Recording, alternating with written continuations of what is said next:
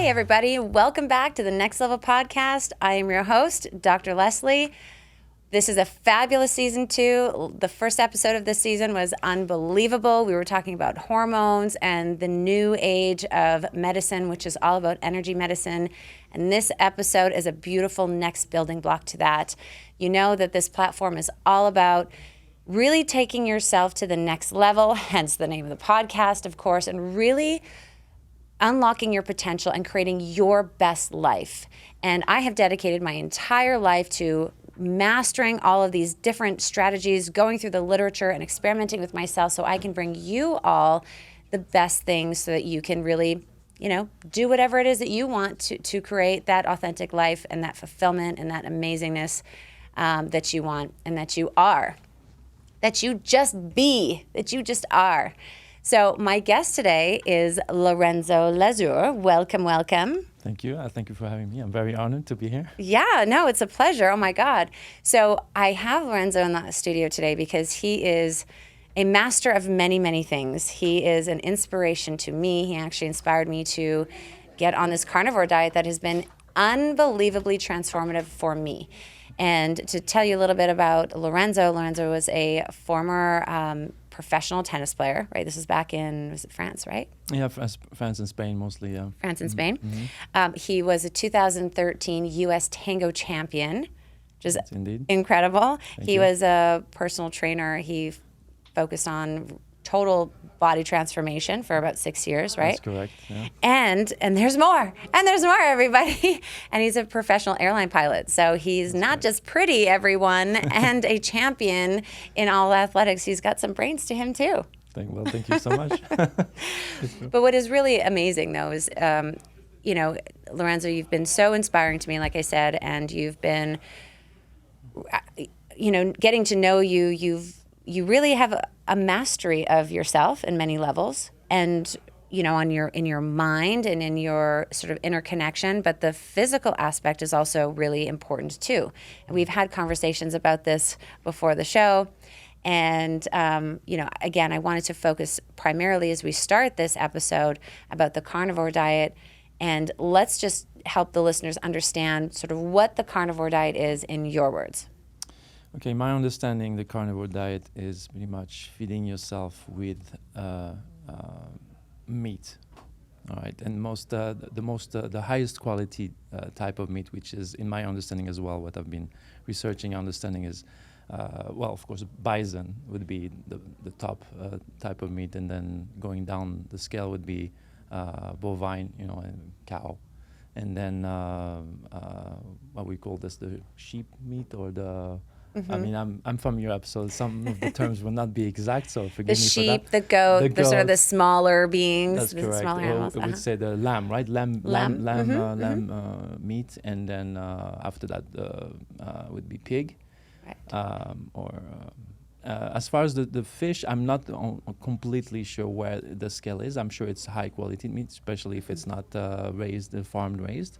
So I think the fish could just fall into any part of this. I think it's still very high in fat, which is also great in that type of diet. Actually, fat is very important. Actually, I'm sure we're going to talk about it a lot. Again, carnivore is eating meat, but also not forgetting the fat, which is completely unorthodox for what we used to hear. Avoiding the fat at all costs, and actually, it's probably more important or as important as the meat in that diet. Right. I have read in my research as well, my experimentation, that some people are eating 80% fat. Yes. And the rest, the 20%, is meat. Yes. And, as I started on this journey, this carnivore diet journey, I don't even like to use the word diet. This is not a diet. I'm not dieting. You're not dieting. No one's dieting. This is, just to clarify, people can use diet as I'm dieting down for something, or diet as a meal or eating strategy or approach. This is a carnivore strategy. So this is how I eat. This is my lifestyle eating choice, and it is yours. Correct. So when people go through or they choose to embark on this carnivore strategy of eating, it's really fundamentally fat-based because you're not getting any carbs. You're basically on an extreme keto. This is keto times infinity. Yes. Because you really aren't getting any carbs. Correct. right? And so your body has to convert fat, protein, whatever, into carbohydrate so it can be used. And it's a very slow conversion. You're not having the insulin spikes. So you were talking about the different meat types. Is there a particular meat that you have gravitated towards or that you eat more to kind of, and what is your balance with the carnivore? Yes, actually, I'm glad that you brought back the type of meat, because I don't want to leave our hunters out of the equation. Obviously, if you can hunt your own meat, it's even great. So I'm talking about game meat as well. Bison, obviously, that's what the preferred meat for the natives, and we still have now. We have bison coming up in the market, and we can buy it. So it's a great quality meat. But also all the game meat is of course prime meat, because it has not been altered or and it's natural, I would say. So yeah, not including the game meat. I didn't want to exclude that, and I didn't mention it initially. So you gave me the opportunity to bring it back. But your question again about the meat, yes, your prime meat. So yeah, game meat, bison, I would say, and according to many sources, and I would like to cite Dr. Anthony Shafi, which I watch a lot on YouTube. He's also my main inspiration, but he said that, and I concur to this, because I feel much better when I eat beef. It's much more nutritive, or bison. It's much more nutritive and condense in nutrients than what would be lamb or even pig. So yeah. So that's my understanding, and that's all my feeling about it. Yeah. So is there a particular type of meat? Like, do you eat ribs, or is it ground meat, or like what type of? Yeah, I mean, it's a broad subject, because first of all, when people hear probably beef, they would say, well, what kind of beef? Grass-fed, hormone beef. So again, on my understanding, and I'll come back obviously to your question, but it's so much going on here. So what I understand is that the animal itself, with the help of the liver, filters all the bad stuff, like we would say the hormones, or even if they are grain-fed instead of grass-fed. Actually, according to this doctor, and I've experimenting myself with the different type of meat, and I didn't really feel any difference, but the liver filters all the bad stuff, and so what you get in the meat is a purified form of nutrients, and it's not all this residual. So it's also a new understanding for me, because I thought that the type of meat would be affected by a growth hormone, and it's not. Apparently, it's not the case. If you start eating organs, obviously now you want to focus on grass-fed and hormone-free type of beef, raised beef. But if it's just purely the meat, then it has been purified in my understanding, and according to the doctors, by the organs of the animal. Right. And so you were asking a question about the type of meat as well. Yeah. Right? So if it was ribs or ground meat, because there are different types of meat. Thank you. Like pieces of meat that you get that have more fat or more collagen, or like. Of course. Yes. So well, in my humble understanding, again, because I'm not, I've been doing this for 4 months, 3-4 months, and then it has been really transformative, and I've done it intensively. But in my humble understanding, I think that like the quality of the meat for the ribs, for instance, the rib meat is much more nutritious, because it's closer to the bone. And according again from the information I get from from the doctors, it's much more rich in collagen and fat. So we'll talk about the fat again. Yeah. But everybody knows what collagen does for yourself. It improves your. Every TV commercial with Jennifer Aniston and the freaking collagen. I mean, God damn it. I even bought that shit. I got sucked in, and I don't even think it fucking works. Right. You got to eat the real stuff, the real collagen off the bone. I literally am eating like a lion. Lorenzo has seen me eat ribs. I literally am like tearing the collagen off the bone. I'm just like, it's all over. It's like just a mess. A mess of oil and fat everywhere. I mean, it's so delicious though, and it's very nurturing. So I want to get into sort of why you gravitate towards it. I'll share a little bit about sort of my experiences. You're talking about the meat. I love ribs. Ribs are like so delicious. I crave them because I need an enormous amount of fat. So for all of you out there listening, I battled a lot with my my body. I did ballet. I was dancing since I was like 5 years old. I figure skated. I was, competitive in all things. worked, danced in a ballet company. Now I dance tango as well, and did bikini muscle competitions and won gold medals. So I've always wanted to be athletic and have some sort of a great body, but it's been ingrained in me, this Western medicine approach, and being a healthcare professional, I should not be eating fats and meat only. And this means no carbohydrates, That's correct. no vegetables because of the oxalates, and an enormous amount of salt. And I know that sounds so crazy, and we'll get into the physiology of that and why it works in a minute. But I was tired of fighting my body. I was tired of feeling these sugar cravings and feeling like I had to deprive myself. And then I would reflexively want to just eat a garbage bag full of fucking candy or gorge myself on bagels. I mean, I wouldn't gorge, but the urge was there to want to do that. And it's so interesting because one of my colleagues, he was a trainer, Dennis, he also did dudes don't do bikini fitness competitions. He did whatever the equivalent is, the bodybuilding equivalent of the physique.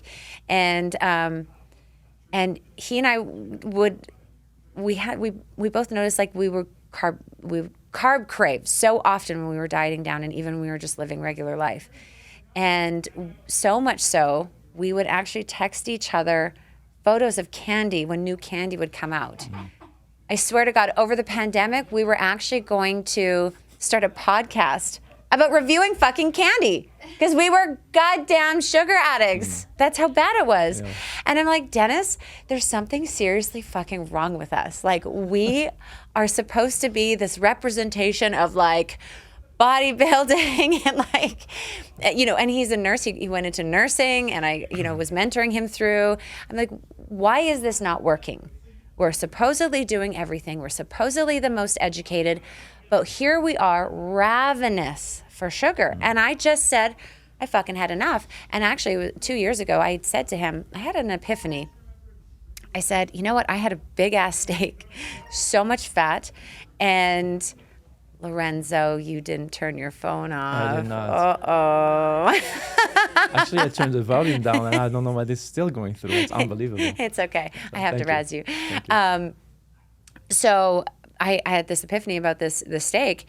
Like, I did not carb crave for about 3 days after the steak. And I said, you know what? Maybe we need to take more fish oils, or, because we were eating peanut butter and all that kind of shit, which, as we know, all of the nut butters and nuts in general are very bad for you, like poisonous and high in oxalates. So anyway, I knew this intuitively 2 years ago, but I still kind of was battling. So I went into carnivore because I was kind of evolving myself. I was coming into a higher state of being and understanding myself, and I wanted to stop fighting with myself. Part of the next level for me was to come into unity and harmony with my physical body, to stop fighting. So that uncovered as I was, everything else was kind of starting to flow in my life. Holy shit. The transformation that I've had with my body from this has been profound. So before I get into all the gross things that happened to me in my adaptation period of time when I went onto this, I'm going to turn it over to you, and I want to hear a little bit about what brought you into the carnivore and sort of what your experiences were getting through the adaptation phase. I know, so that was, I think it was a pivotal moment for me when I felt really great with my evolution, if we might say. You talking about finding yourself and trying to be very self-aware, and maybe that's the best way I could say what I was experiencing. And through a friend, actually, who introduced me to that notion of carnivore only, which is also, we have to add it when I started to say carnivore is meat and no vegetables and no fruits, which are going to shock a lot of people, like you were saying. And we'll probably explain why at some point, too. It's a broad subject, but yeah, to come back to my state of being, I would say I was reaching a point where I felt really, in tune with myself, understanding who I was. It takes a lifelong time to find out who you are really and what you desire and what you're made of, and in a very sincere, profound space. I was, and I think that diet came to me. I wouldn't say by mysteriously. I think it's always something that you can, comes in the right time in the right place, and it really did the trick to get me to the next level. Which is really what you were talking about all the time, and feeling really completely in tune with what I was feeling with myself as far as the inside, and also the physical aspect that brought the physical aspect to at the same level in which I was feeling interiorly. So, and it fine-tuned my body. I didn't have to fight, like we were saying. I was always very in shape, always trying to master, the physicality and fighting inflammation, fighting, injuries, like everybody else. But that diet really brought me to the point where I didn't have to fight anything, and the fat dropped. I mean, I didn't have much fat because, like I said, I was always at the top, trying to be at the top level, but with the great effort. It didn't come with always looking at dieting, mostly doing keto type diet, or I would say, what's the other type? It's like paleo. Paleo. Thank you. I don't know all the logistics of all of them, but and paleo, keto, pretty much low on carbs, of course, avoiding sugar because that doesn't help, and alcohol obviously, and all this stuff. So, but this diet really, I shrunk in 4 days. I totally shrunk all the extra fat I had without any effort. I was eating abundantly. I didn't have to do anything. I didn't have to count you don't have to calories. count calories or carbs or anything, or not carbs. Obviously, they're in it, No. but you're not counting or keeping anything. track, right? No. I mean, I don't either. It's just you literally eat a steak or a piece of meat. You salt the shit out of it. You throw a slab of butter on it, and you just go to town. That's right. And you're satiated. That's correct. Yes. Yeah. Yes. So I And mean, salt. there Yeah, we'll talk about the lots salt and maybe lots of at some salt. point. Yeah. Lots So of salt, so you were pulled into it because you were on.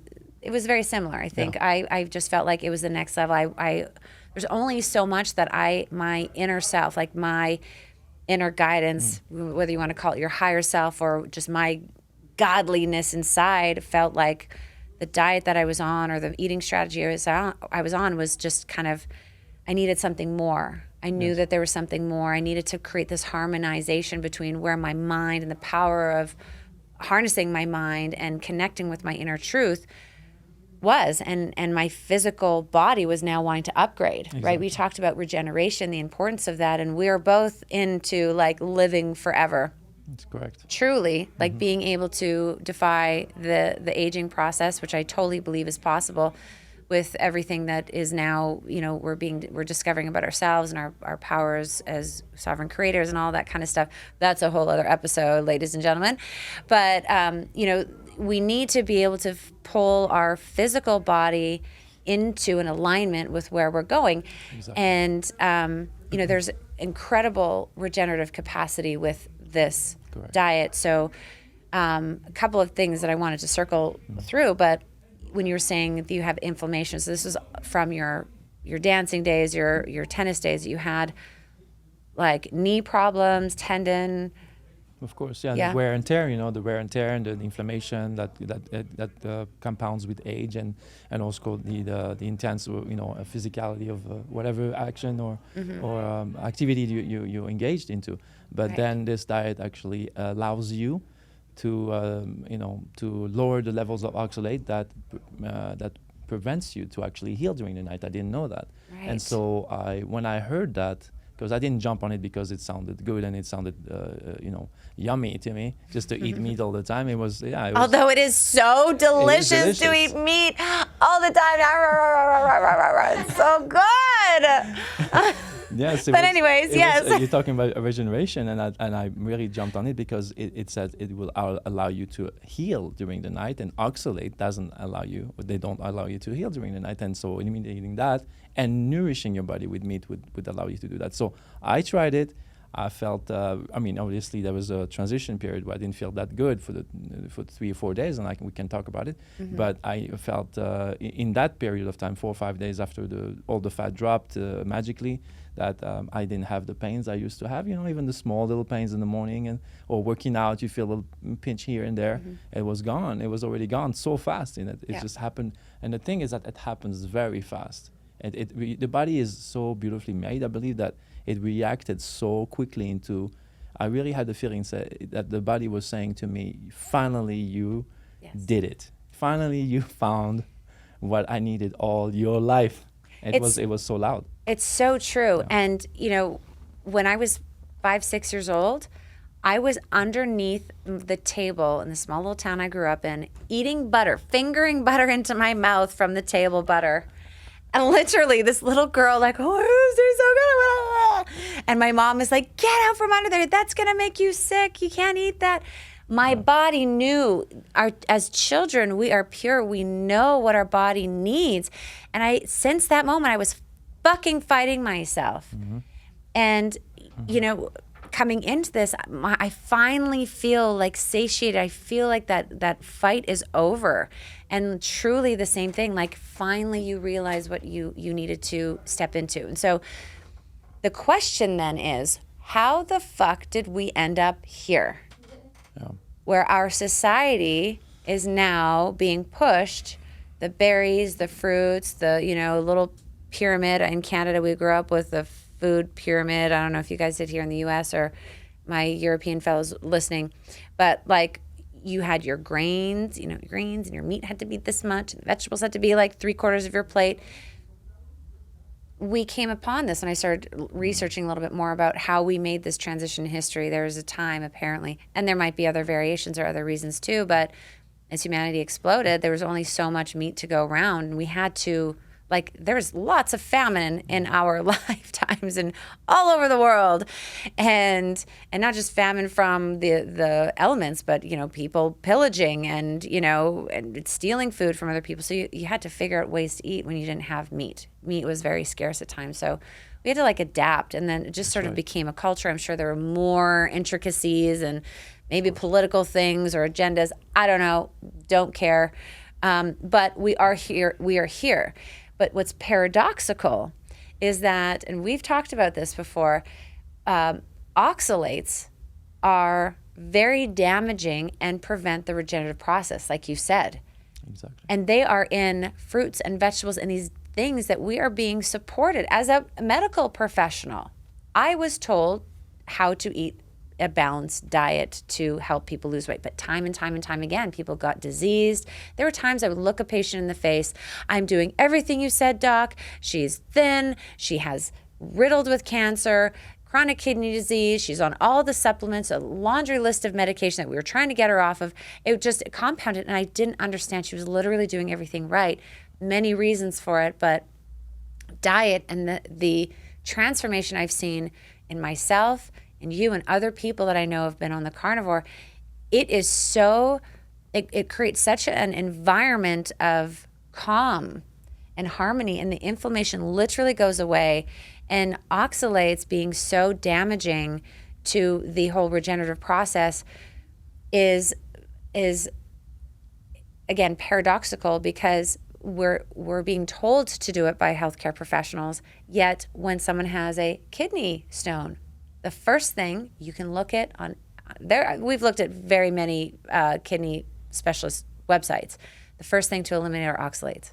And they're in fucking everything. Oxalates are in everything, pretty much. I mean, I'm exaggerating. Not meat and not butter, but in all the vegetables and many foods. Course, yeah. And it's interesting because when I was slowly gravitating towards this, before I knew that this is what I really needed to do, I loved bread.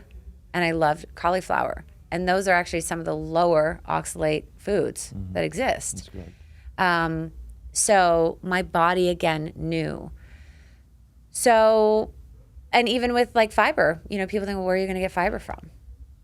You, I think, actually told me about what gastroenterologists do, right? Yeah, after someone has cancer. Interesting. When somebody has colon cancer, they actually they cut all your fibers. So if fibers was that good for you, why are they cutting all the fibers when you have the colon cancer, which is supposedly be prevented with the high fiber diet? So it doesn't make any sense. And as far as personally, I experienced the fact that without the fiber, there's a really a quiet that gets in your gut. Really, literally, you can feel it. It's you can sleep better because you don't have the, you know, sometimes you toss and turn and you wake up many times a night. You don't know where it's coming from. I believe that comes from your gut brain. That's Yes. why I think I asked you the term before because I didn't know. I'm not a doctor as you are, but there is such thing as that. And the peace comes from the fact that you allow yourself to heal. The fat actually that you eat in profusion with that diet is helping you really coat your intestine. That's what it needs. And also the fiber doesn't scratch and inflame your intestine all the time. And people think, well, it's for me to clean my intestine. The body is beautifully made. You don't need fiber. We're not cows. We are animals. Actually, we are closer to scavengers and then also carnivores or hunters, carnivores, but mostly something that is also struck me is that our pH on our stomach is actually lower than a cat and a dog. And so that would be probably very surprising to many people to hear that too. And the reason why is because when we've been designed hundreds of thousands of years before, we were scavengers, and also we started to hunt as well if we could. But we were, breaking the skull of all the animals, eating the brains, the eyes, anything we could, and especially the fat, because we knew the fat would, make us survive. And we have, according to, of course, all the doctors, we have 5 organs that are designed to digest fat, and no organs to digest any vegetables or fruits. Right. I mean, by design, we're not even meant to digest these type of food, and that's why there's also the reason why we're not supposed to eat that. And there's other things about consciousness and stuff like that we may talk about. Well, tell me about the consciousness. Well, yeah. Oh, okay. I will go into I digressed a little You're bit. digressed. No, I love it. No, I mean, even with peanuts have arsenic in it. Like, we're not supposed to eat them. Almonds have like a layer around them that literally create a poison. Like, they're telling us, do not eat me. Exactly. Do not eat me. I'm a peanut. I'm a vegetable. I am going to kill you. Like, they're literally telling us that. And I see it in the inflammation. I mean, for me, not just, I got so much more. I'm going to get very graphic. Disclaimer, we need to write, Lana, we need to disclaimer, because I'm going to get very, very graphic here about my experience in my adaptation phase. All right. Here we go. This is super, super intimate. So in the first 3 days, I started excreting from my bowels parasites. Like, I went through 3 phases of parasites over those first. Lorenzo's like disgusted. He needs a barf bag. No, but I've known about parasites. I worked with a naturopath. You can do cleanses and different things. When you have no carbohydrates, you suffocate anything that's living in you. Yeast, we know that this stuff exists. We know that we have parasites. They live in the lining, the mucosa, and different things. So, but to see them like that, I've never seen them before, and I've done cleanses. And then the second phase was even more shocking because these looked like little transparent fish. And then the final was something, again, different, but then it was done. And then, like, all of a sudden it just shut off. But when you're starving your body of sugar, nothing can live. And, there was all the yeast and everything. And I was so bloated, and all of a sudden everything passed. Day 6, I shed my fat pad. So I can only get rid of these like little lumps of fat that I have on the side of my problem area. When I'm dieting down severely, like when I did my bikini muscle competitions, and it just like sliced off. And this is the brown fat. So this is a very simple concept many of you will understand. When your body goes into starvation mode, it wants to hoard food. When you don't have enough fat, your body wants to hold on to fat. When you have carbs, it's going to store the carbs as fat. It's going to go in your liver. It's going to be excess.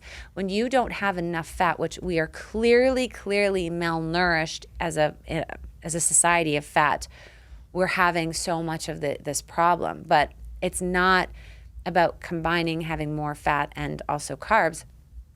The issue is that the carbohydrates are the evil here. Correct. When you have carbs, you secrete insulin, and insulin is where the problems happen, exactly. Right? Exactly. And so when I went through this whole process, day 6, I didn't just shed this fat pad. I actually passed a kidney stone. You have no idea what, like, the trauma that this created. I was in LA at a Malanga, which is a tango social. Like, for 2 days leading up to it, I was like peeing brown, dark stuff. I was like, Jesus, like, I am purging. I was drinking tons of water. I was eating lots of salt. I was just purging.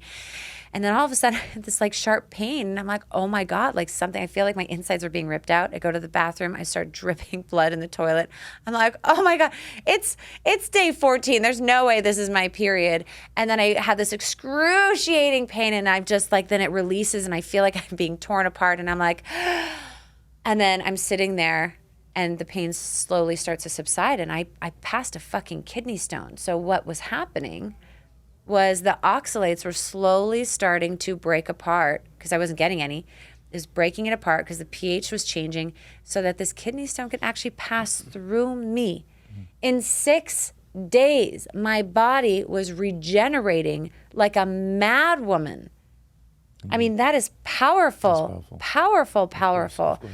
And the carb craving stopped after day 3. It's like any addiction, you suffocate everything, and then it kind of, your body's just like, okay, we're not getting it, next thing. But then the hunger for the fat happened, and then I was on the roll, like after the first 3 days. But,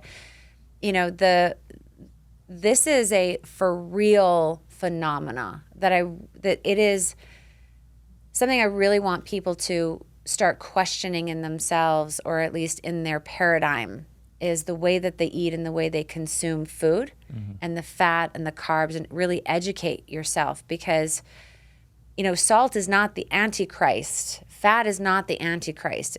Salt is bad when you have carbs, because insulin, you absorb salt, you absorb sugar, and then you store it. When you have no carbs, insulin it's not existing in the same way. It's very quiet. So there's no salt to be absorbed. There's no hypertension. There's no diabetes. And so you need an excessive amount of salt to replenish, or else you get, God, remember, I was texting you, calling you, oh my God, I feel like shit, I'm craving or whatever. I wasn't getting enough fat and I wasn't getting enough salt. I needed to put butter on my steak and salt the shit out, and then everything changed. So the body is working from a completely different place, right? Totally. And you were the one who sent me, we call this carnivore porn. Lorenzo sent me carnivore porn. Indeed. And what was the carnivore porn that you sent me?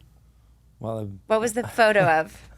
The photo was, I think it was 2 or 3 steaks with the big chunks of butter on top with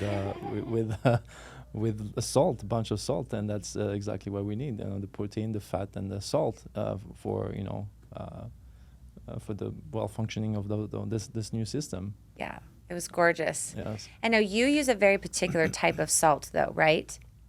Yeah, obviously, but that's because sadly all the salt in this planet is contaminated. So even if you have the regular sea salt now, it has been accumulating outside with all the elements, and it has all the the lead or the all this pollution that's accumulating in it, and it grabs it and it stores it. So you have to have a salt coming from caves that are being spared from all the contamination. And there's one, I think it's Salt Lake City. It's called. I don't want to do any advertisement, but you have to look for the right amount. I mean, the right. You would tell yourself if you want to say it, but even the not salt. Unless they sponsor my podcast. That's correct. I'm kidding. I'm not going to say anything, but that's a specific type of salt. Because since you consume so much salt and so much fat, then like the butter, good quality butter, obviously. And well, you can name the salt. It's okay. You can name the salt and the butter. I believe it's called Redmond salt, and it's from Salt Lake City. Yeah. And the butter is presidential, right? President from because I'm biased. My mom's French, so I'm promoting France, but it's a very high quality butter. It is so delicious. Because it makes it more delicious as well. Yeah. Yeah. So what about this pink Himalayan salt that you can get everywhere? Well, that's the problem. I read about it that it's also contaminated. It's good for you, but it's contaminated with pollution. That's why it's polluted. So that's why it needs to be from a specific area or or digged in a specific area where that has not been contaminated, or has been preserved from all the pollution. Because if you care about what you put on your body and you want to be optimum now, obviously if you take a lot of salt and fat and put the right quality, the good quality of these things. Yeah, that's amazing. Yeah. Going back to what we were talking about consciousness, because I know you didn't really want to talk about it, but I'm very much supportive of this. Like the parasites have a consciousness. They are bugs, right? And you talked about the gut-brain axis, and I had a podcast last season about it. Mandy was amazing. She talked all about it and mental health, because I'm very much a supporter of mental health. How can we harness our ultimate power of our mind if we don't have our focus, we don't have our faculties, right? And this, not only does it clean, it's cleaning out your bowels. So you have this, literally this clean place. Nothing can exist. There can't be any yeast, there can't be any parasites, there can't be anything that's cultivating or fermenting. Inflammation is from all of the sugar and the fermentation, and with that comes these bugs that like to live there. For me, it has taken me so quickly to the next level in my ability to connect with myself. Like, and many of my listeners, maybe not all of them, know how dedicated I am to my journey, my inner connection. Because inner connection, your connection with your authentic self, your higher self, if you want to use something that, a term that's very trendy in the spiritual community, but when you connect with yourself as a God being, you need to have a clear connection to be able to receive what it is that you're here to do and what is right for you. Your guidance comes from your inner place, and your brain has to be able to, receive that. And then your mind is supposed to say, oh, okay, this is what I need to do. That has to be a clear fucking pathway. Correct. And this, I know why I fell into the carnivore now, because it wasn't just because I was evolving in my consciousness and evolving in my mind. I was asking for more, and the regenerative and all those other beautiful things. But I found that it gave me even more, which is the clarity. My ability to feel and sense my intuition is exponential than it was before. Indeed. My ability to make clear decisions and control my mind and feel into my emotions is on a whole new level. It's really been able to, declutter my brain. And so again, on that podcast with Mandy, we were talking about the different ways the brain and the gut communicate through humoral, hormonal, neuro, immune, different pathways. This is all a direct pathway. If that's not clear, how are you going to be able to really reach your highest potential in your mind, to be able to hear that guidance? So for me, this has just really opened me up. I've really stepped into a higher version of myself and my capacity and my ability, and I'm just getting things done in an easier way. Like it's been very powerful. And like I said, it's my next level. I've totally unlocked the next level. It's a different game. Definitely. Just by being able to eat in this fashion. So you've had some pretty miraculous effects too in your physical body. Has it, created any sort of consciousness shifts or anything like that for you? When I dare I ask? I asked. Well, I was telling you that I was in the specific state of mind of being when I got this information, and I believe that obviously it's totally it was synchronized. I know manifesting is a term that we use very broadly now, and it's very new agey, but it's the truth. I believe that wholeheartedly, that I was in a state of being like you were, where I call upon myself this diet because that was what was missing. And to really finalize my whole beingness, right? So, and I heard also from even some doctors and other beings that they came to actually enlightenment, or that self-realization by changing their diet. So it's the opposite for me, and maybe for you. You came from that desire of really fully reunite with yourself, your true self. And for other people, actually, they were totally just doing by desperation. They were sick all over, and they didn't know who they were, and they were sick and tired of being sick and tired. And they did it, and they actually got to the point where they healed their bodies, and then they had the opportunity with all the peace that comes from that diet, because you're so in line with your health yourself, that they had that illumination or come to self, whatever people want to call it. Yeah, so it is truly, of course, it's you cannot have one without the other. We talk about the physicality of it, but there's a lot more than that, and it's how again, it's how far you want to dig into that subject, but it's very broad. Yeah, it's magnificent actually. So and I believe that's what we're supposed to do. Now a lot of people will say, just a little disclaimer, a lot of people would say, yeah, but eating meat, all this stuff, it's always the heart disease. I just want to throw that in there because I forgot to mention it real quick, but it's also the fact that, and you were mentioning the sugar and the carbs always imply inflammation in a way. You can do some research. All this creates inflammation in the body, and inflammation into the veins as well. If you inflame in your articulations and your tendons, you also have inflammation in your heart system, and in the veins and your the pipes, I would say. Yes.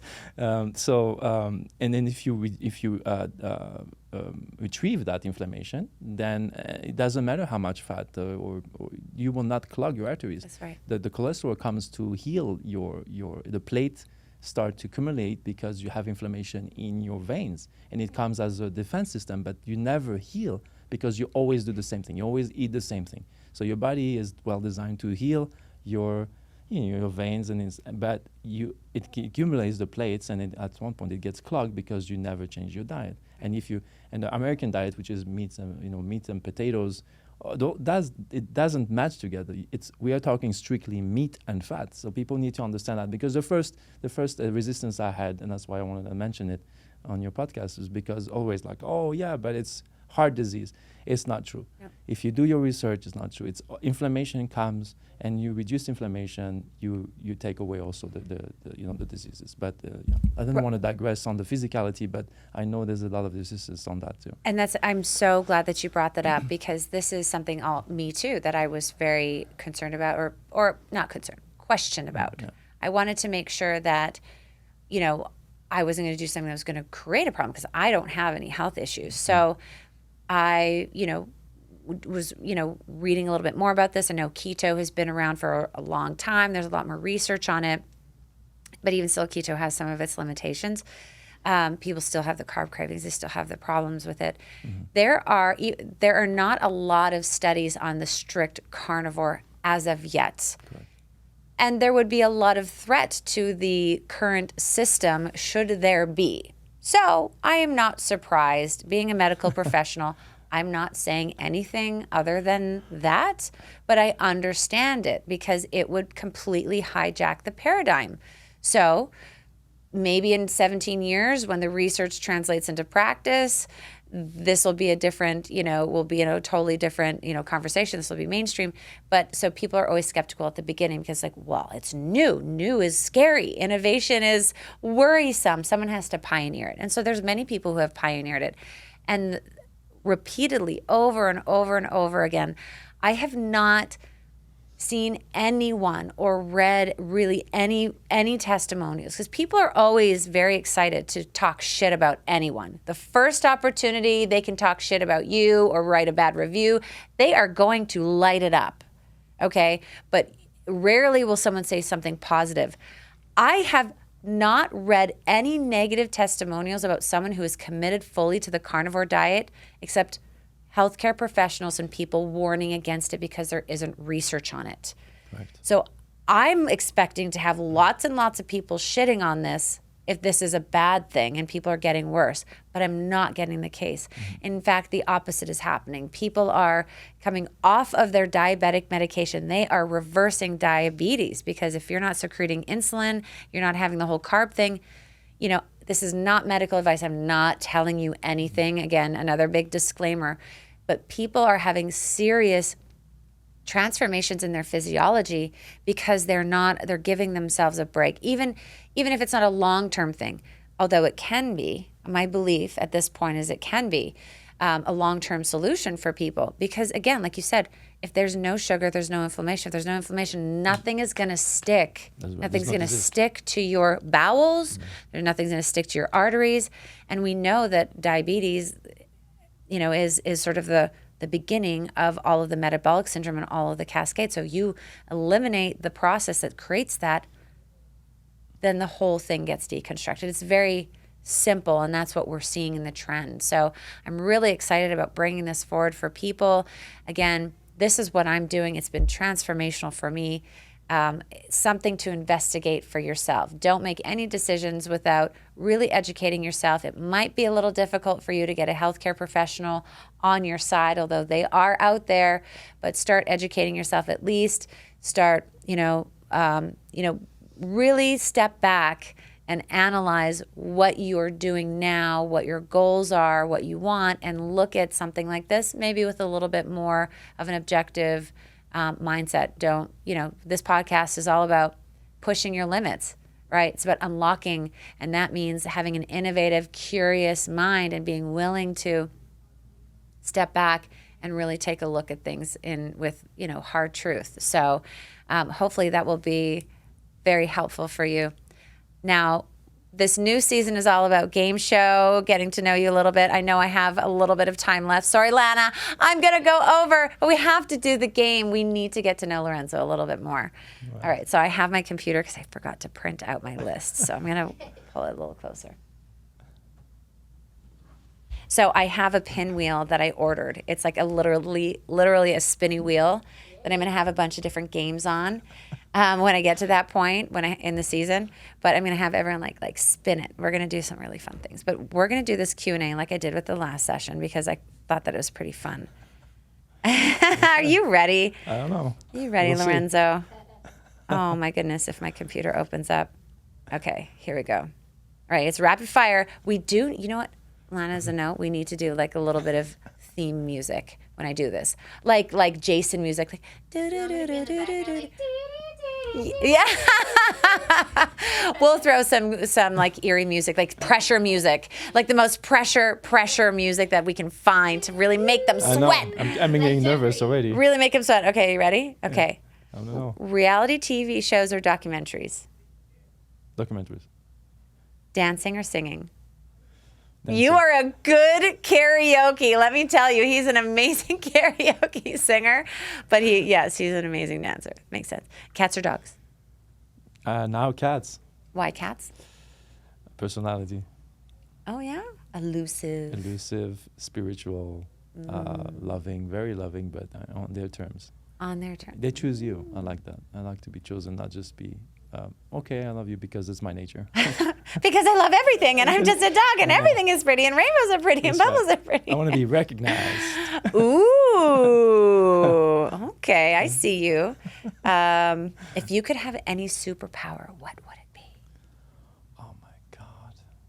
All right, first one, flying, obviously, because that was my childhood dream, I would say. And you're a pilot, so you just want to be flying without the plane, the engines, without the engines. Awesome. What was the last movie that made you cry? Oof. Okay. Oh my God, I can't remember. All right, let's say The Matrix.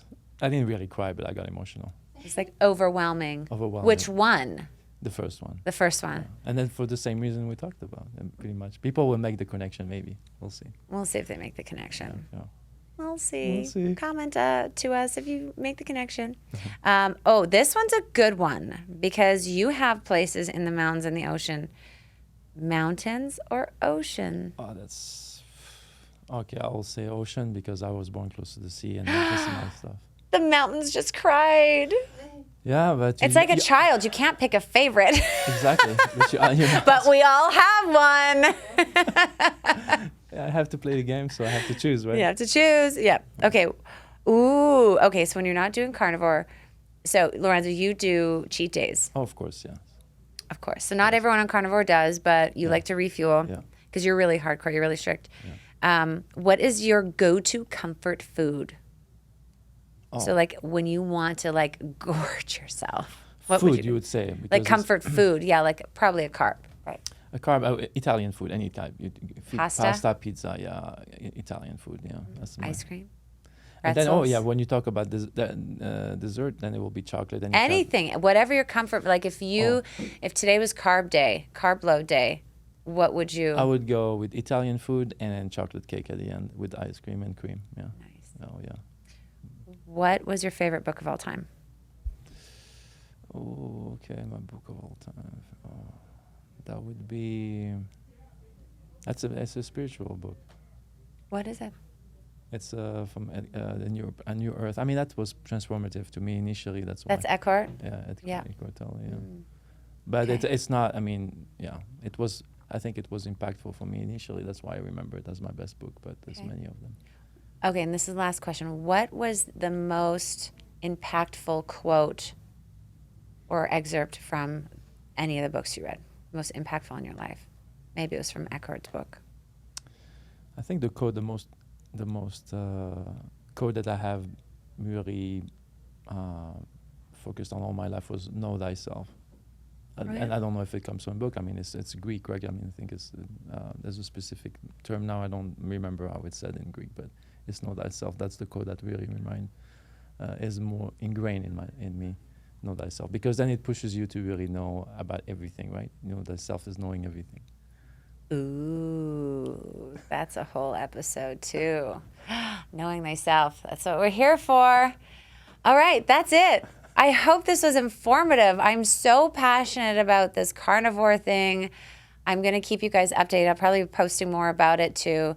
It's just been so amazing and transformational for me. Thank you, Lorenzo. He bestowed so much wisdom on me when I was embarking on this journey. So thank you for that. My Thank pleasure. you for being here and letting me No blab. I barely let him talk today, but you know, No, it was my pleasure. he's to be so here. kind. I'm so excited. All right, guys. Until next time.